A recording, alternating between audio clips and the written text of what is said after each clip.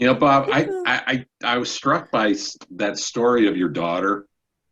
I really was because as I was listening to you describe her emotions of how she felt about that and her take home message. Mm-hmm. People didn't, maybe make eye contact or converse with her. She was kind of like an extension of the checkout process or whatever it was. Register. But her statement that she just wanted to be seen, she wanted to be heard.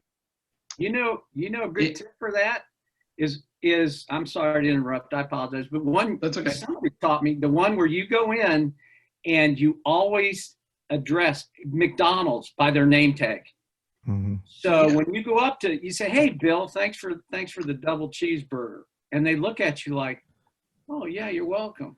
Yeah, it's just you're taking away that dehumanization factor of it because they're just a clerk or whatever. How people, no, you treat them as a fellow person going through and respecting what they're doing. Yeah, after that there's no job below any of us. We all have our role in this, and I have so much respect for the guy who just has that work ethic, no matter what, if he's cutting somebody's lawn or he's painting a house, whatever. Just do the best you can. But, I guess where I was going with this too is that your daughter's experience, you look at what's going on in the world right now. Really, if you boil a lot of this stuff down, people just want to be seen. They want to be heard. They're crying out. There's a lot of pain out there. And if we would just maybe show some humanity to our fellow citizens, it goes a long way. It really does, not to sound preachy. Right. But it's really difficult when I have someone insult me in a store because I'm wearing a mask. What's wrong with you? What are you wearing that thing for? There's no COVID. I don't want to go down this rabbit hole. But when you're attacked like that, it's hard to come back.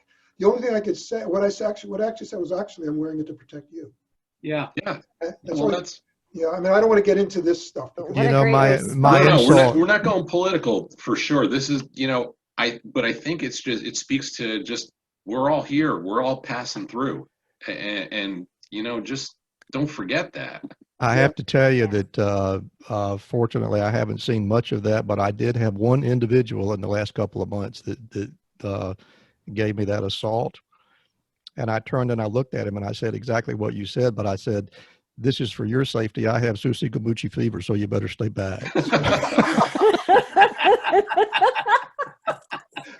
Yeah. I'm going to have to look that up online. I'm not familiar with that disease, but I'll read about it. They were Googling it as soon as they left. You're like, what the heck was that? Oh my God. I just know I'm wearing a mask, but I'm not wearing underwear, so it's a trade-off. I had to choose today. Thank you so much for joining us for this discussion today. If you'd like to learn more about our guest, head on over to our Patreon page, where you can access exclusive content, including the full segment of our show. Never want to miss an Inside the Doctor's Lounge clip? Be sure to click the subscribe button to our MD Coaches YouTube channel. As always, we appreciate suggestions for future show topics. Let us know what you're thinking in the comments below.